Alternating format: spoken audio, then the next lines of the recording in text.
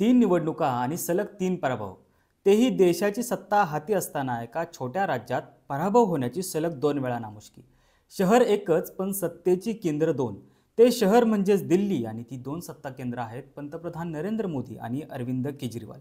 सध्या हे दोघे एकमेकांवर जोरदार टीका टिप्पण्या करताना दिसत आहेत. दिल्लीच्या निवडणुकीने सध्या जोर धरलाय. दिल्लीची ही निवडणूक इतकी महत्त्वाची का आहे? कुणासाठी महत्त्वाची आहे? अरविंद केजरीवाल आपलं सरकार राखणार का? की मोदी शहा यांचा झंझावात दिल्लीतही भाजपचा झेंडा फडकवणार? काँग्रेस मागच्या निवडणुकीत मिळालेला भोपळा फोडणार की थेट किंगमेकरच्या भूमिकेत येणार?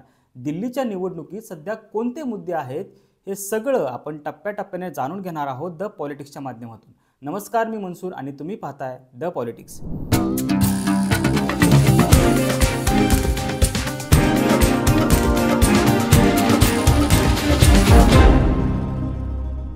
आजचा आपला विषय आहे दिल्लीची निवडणूक मोदी शहांसाठी का महत्त्वाची आहे आणि दिल्ली ताब्यात घेणं मोदी शहा यांना गरजेचं का वाटतंय. तत्पूर्वी आपण दिल्ली विधानसभेची पार्श्वभूमी समजावून घेऊयात. दिल्लीत 1993 मध्ये पहिली विधानसभा अस्तित्वात आली. तेव्हा दिल्लीची सत्ता भाजपच्या हाती होती.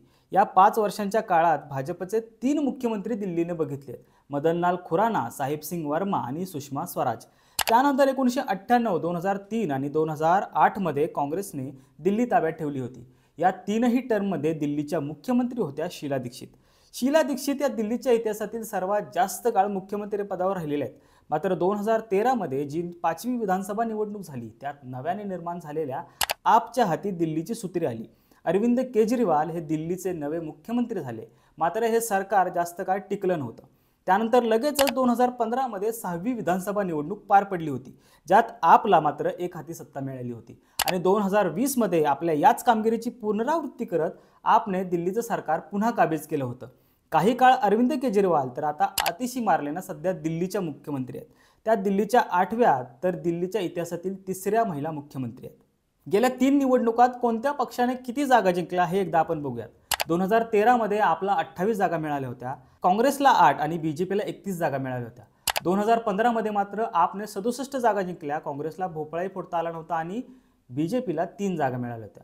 2020 मध्ये काँग्रेस 0, आप 62 आणि बीजेपी 8 अशी परिस्थिती होती. यात सांगायची एक विशेष गोष्ट अशी की 1991 साली दिल्लीत जी स्वतंत्र विधानसभा स्थापन झाली होती, त्यात 2023 मध्ये बदल केला गेला आणि राज्याची सत्ता पुन्हा एकदा लेफ्टनंट गव्हर्नरच्या हाती देण्यात आली आहे. राष्ट्रीय राजधानी क्षेत्र दिल्ली सुधारणा कायदा 2023 नुसार असं करण्यात आले. दिल्ली विधानसभेकडे राज्यसूची आणि समवर्ती सूचीमधील विषयांवर कायदे करण्याचे अधिकार आहेत. मात्र यातून पोलीस, कायदा व सुव्यवस्था आणि जमीन हे विषय वगळण्यात आलेत. 2023 पासून मुख्यमंत्री नाही तर लेफ्टनंट गव्हर्नर अर्थात उपराज्यपाल इथे प्रशासक म्हणून काम पाहणार आहेत. हे उपराज्यपाल भारत शासन अर्थात राष्ट्रपतींकडून निवडले जातील. ते केंद्राचे प्रतिनिधी म्हणून काम पाहतील. दिल्लीतील अधिकाऱ्यांची नेमणूक, त्यांच्या बदल्या यासाठी national capital civil services authority असेल, जी उपराज्यपालांच्या आदेशाने काम करेल. आणि या दिल्लीच्या मुख्यमंत्र्यांची भूमिका फक्त सल्ला देणं इतकेच असेल. हे विधेयक जेव्हा मांडलं गेलं तेव्हा यावरून बराच गदारोळ उडाला होता. भाजपला दिल्लीची सत्ता मिळवता आली नाही म्हणून भाजप रेडीचा डाव खेळतंय अशी ही टीका झाली. त्यामुळे दिल्लीवर नेमकी सत्ता कुणाची, दिल्लीतील प्रशासन कुणाच्या हाती राहणार, यावर बरेच वादविवाद गेले वर्षभर दिल्लीत सुरू आहेत. हे विधेयक घटनाविरोधी आहे अशी चर्चाही झाल्या. त्यामुळे या मुद्द्यावरून आपचे सर्वेसर्वा अरविंद केजरीवाल यांनी मोदींना चांगलंच घेरलं होतं. भाजप घटनाविरोधी आहे असा प्रचारही यावेळी झाला होता. लोकसभेत मुस्लिम आणि दलित मतांचा फटका भाजपला बसला होता. त्याच अनुषंगाने दिल्लीची निवडणूक बघितली तर इथली सामाजिक धार्मिक रचना आपच्या वाढीसाठी आणि आपला सत्तेत परत निवडून येण्यासाठी निर्णायक ठरलेली आहे. 2011च्या जनगणनेनुसार दिल्लीची लोकसंख्या आहे 1.6 कोटींच्या आसपास, ज्यात 17% दलित आणि 12% लोकसंख्या ही मुस्लिम आहे. 8% वैश्य आणि जाट, तर ओबीसी आहेत 19% आणि ब्राह्मणांची लोकसंख्या आहे 10%. दिल्लीतील 49% लोकसंख्या ही झोपडपट्टीत राहते. त्यामुळे आपची धोरणे आणि निर्णय पाहिले तर ते महिला, दलित, मुस्लिम, दुबळे आर्थिक घटक, वृद्ध यांच्या भोवती आखलेले दिसत आहेत. अरविंद केजरीवाल यांचं सरकार या घटकांना टार्गेट करतंय असं दिसतंय. त्याशिवाय दिल्ली ही देशाची राजधानी असल्यामुळे इथे देशभरातून वेगवेगळ्या भागातून येऊन लोक राहतात, ज्यात पूर्वांचली, पंजाबी जाट, दक्षिण भारतीय आणि मराठी लोकांचाही समावेश आहे. यात पूर्वांचली आणि पंजाबी समुदायाचं वर्चस्व जास्त आहे. आपने या समुदायांनाही आपल्याकडे वळवण्यात यश मिळवले. त्यामुळे दिल्ली जिंकणं गेल्या 3 निवडणुकात कोणत्याच राष्ट्रीय पक्षाला जमलेलं नाहीये. त्यात गेले 3 टर्म देशाचे पंतप्रधान राहिलेले नरेंद्र मोदी यांना आपल्या नाकाखाली असलेले दिल्ली जिंकणं ही जड गेलंय.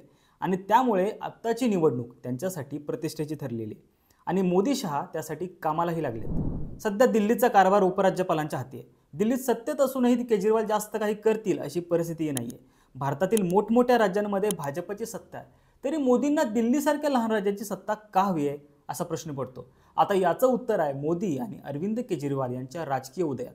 2012 मध्ये भ्रष्टाचार विरोधी आंदोलनात अरविंद केजरीवाल हा चेहरा समोर आला होता। 2013 ला आपची स्थापना झाली आणि त्यांनी त्याच वर्षी झालेल्या निवडणुकांमध्ये 70 पैकी 28 जागा जिंकल्या आणि काँग्रेस सोबत 49 दिवसांचं सरकार देखील स्थापन केलं होतं।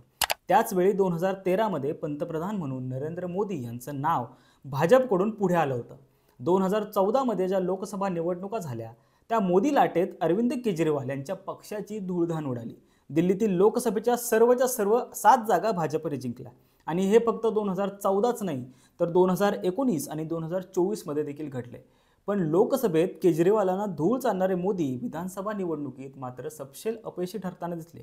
2014 ला पंतप्रधान झालेल्या मोदींना अरविंद केजरीवाल यांनी 2015 लाच विधानसभा निवडणुकीत चांगलाच दणका दिला आणि हे एकदाच घडले असं नाहीये। पंतप्रधान मोदी स्वतः प्रचाराचा चेहरा असले तरी 2020च्या निवडणुकीतही भाजपला आपकडून मानहानिकारक पराभव स्वीकारावा लागला। त्यांनी 2020 मध्ये 53% मतं मिळवली होती। त्यापाठोपाठ पंजाबची सत्ताही आपने मिळवली आहे। पंजाबमधील 117 पैकी 92 जागा आपने जिंकल्यात आणि भाजप आणि काँग्रेससारख्या मुरब्बी राष्ट्रीय पक्षांना धूळ चारली आहे। आप आता देशातील मोजक्या 5 राष्ट्रीय पक्षांपैकी एक पक्ष बनलाय।